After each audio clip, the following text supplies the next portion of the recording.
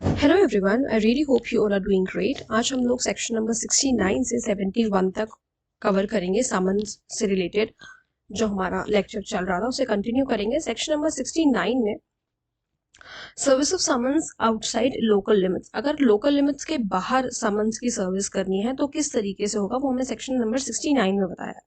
So when a court desires that a summon issued by it shall be served at any place outside its local jurisdiction, जब court ऐसा चाहता है कि जो समन वो issue कर रही है वो उनके लोकल जुरिस्डिक्शन के बाहर सर्व करना है, it shall ordinary send such summon in duplicate, और डुप्लीकेट में भेजेंगे उन मजिस्ट्रेट के पास जहां पर वो पर्सन जिसको समन करना है वो रिसाइड करता है।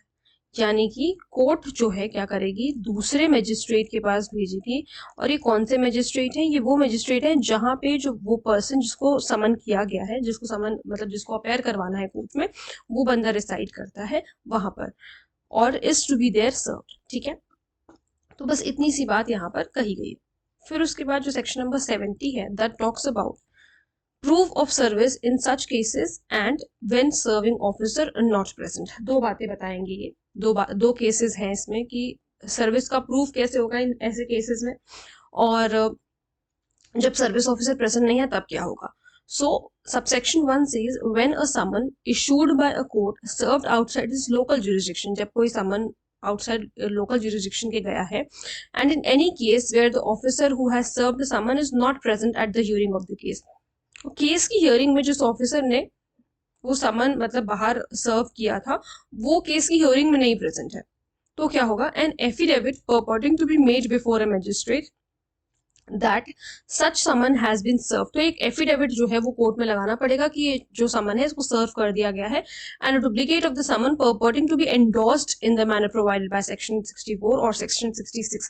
64 66 में क्या मैनर बता रखा है कि जो है एक दूसरे डुप्लीकेट पे साइन करवाना होगा बैक पे, तो वो चीज उस तरीके से जो है पता चल जाएगा कि समन सही से सर्व हुआ है by the person to whom it was delivered or tendered or with whom it was left.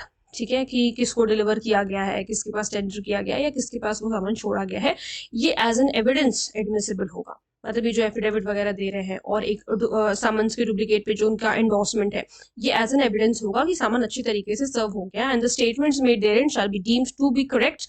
और जो भी स्टेटमेंट बोली जा रही है, जो भी स्टेटमेंट है, उन्हें करेक्ट ही माना जाएगा unless and until contrary is prove. अगर कुछ कॉन्ट्री इसके प्रूव हो जा रहा है, कुछ ऑपोजिट प्रूव हो जा रहा है उन स्टेटमेंट्स के, तो बात अलग है, वरना उन स्टेटमेंट को यही डीम किया जाएगा कि वो एकदम सही है। Subsection 2 says the affidavit mentioned in this section may be attached to the duplicate of the summons and return to the court. जो डुप्लीकेट है समन्स का, जहां पे एंडोर्समेंट वगैरह हो रहा है, उसके साथ में ये समन को अटैच करके कोर्ट को रिटर्न किया जाएगा। All summons served through electronic communication under section 64 to 71, both inclusive, यानी कि section 64 भी included है और section 71 भी included है, shall be considered as duly served and a copy of such summon shall be attested and kept as a proof of service of summon। अगर electronic communication से कोई भी summon serve किया जा रहा है, ध्यान रखिएगा कि अगर इलेक्ट्रॉनिक कम्युनिकेशन से कोई भी समन सर्व किया जा रहा है सेक्शन 64 से 71 तक, तो उसको ड्यूली सर्व्ड माना जाएगा। ऐसा नहीं कि सिर्फ आप इन पर्सन जा रहे हो तो ही माना जाएगा, उसको भी ड्यूली सर्व माना जाएगा और उस समन की कॉपी को अटेस्ट करवाया जाएगा और एज एन प्रूफ जो है सर्विस ऑफ समन के प्रूफ में रखा जाएगा। अटेस्ट करवाने के बाद उसको जो है सर्विस ऑफ समन के प्रूफ पे रखा जाएगा। ठीक है, ये वाला जो ऑफिसर है ना, यहाँ पर जो इस ऑफिसर की बात करी हुई है कि वो जाकर के समन सर्व करेगा अगर वो नहीं प्रेजेंट हो, ये वो ऑफिसर है केस की हियरिंग में, अगर वो नहीं, ये वो ऑफिसर है जो बाहर जो है लोकल जुरिस्डिक्शन में सर्व करने गए। अब मैजिस्ट्रेट को अगर समन भेजा गया है जो उस मैजिस्ट्रेट को जहां पे वो बंदा रिसाइड कर रहा है, ये वाले मैजिस्ट्रेट को अगर समन भेजा तो मैजिस्ट्रेट खुद तो जाएंगे नहीं समन सर्व करने के लिए, वो ऑब्वियसली किसी ना किसी ऑफिसर से सर्व करवाएंगे, तो ये वो वाला ऑफिसर है। ठीक है, फिर उसके बाद सेक्शन नंबर 71 क्या कह रहा है।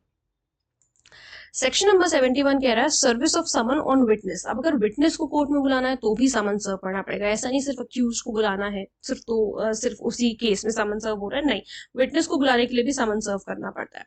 Not with standing anything contain in the preceding sections of this chapter, जो भी कुछ ऊपर लिखा हुआ है, not with standing anything content, जो भी कुछ ऊपर के सेक्शंस में लिखा हुआ है उससे हमें कोई मतलब नहीं है। अब हम सिर्फ विटनेस की बात कर रहे हैं। Court issuing a summon to a witness, जब कोर्ट समन इशू कर रही है एक विटनेस के लिए, in addition to and simultaneously with the issue of such summons, direct a copy of the summons to be served by electronic communication or by registered post addressed to the witness at the place where he ordinarily resides or carries on business or personally works for gain।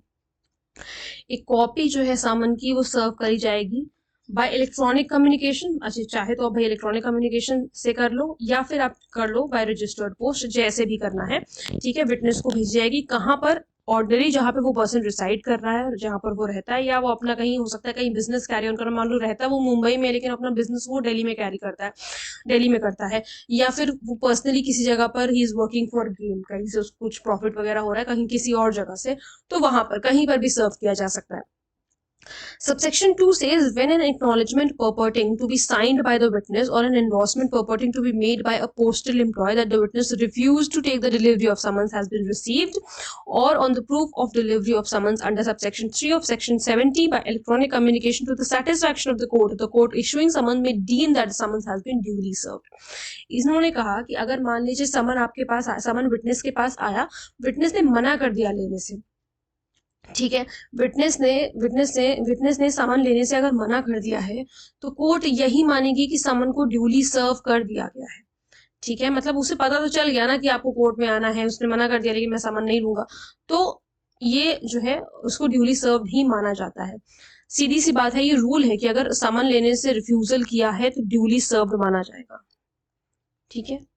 हम लोग CrPC में भी यही चीज पढ़ते थे और हम बीएनएसएस में भी यही चीज पढ़ रहे हैं कि अगर रिफ्यूजल हुआ है that will be addressed as duly served. आप ये नहीं कह सकते कि समन्स का सर्विस नहीं हुआ मुझे, आपने रिफ्यूज किया है, मतलब आपको पता था कि समन जो है आपके अगेंस्ट या विटनेस को जो है आया है आपके पास, ठीक है। तो आई होप आप लोगों को ये तीनों सेक्शन अच्छी तरीके से समझ में आए होंगे। नेक्स्ट लेक्चर्स में हम वारंट ऑफ अरेस्ट से शुरू करेंगे और उसके सेक्शन सारे कंप्लीट करेंगे। मिलते हैं नेक्स्ट वीडियो में। Thank you so much.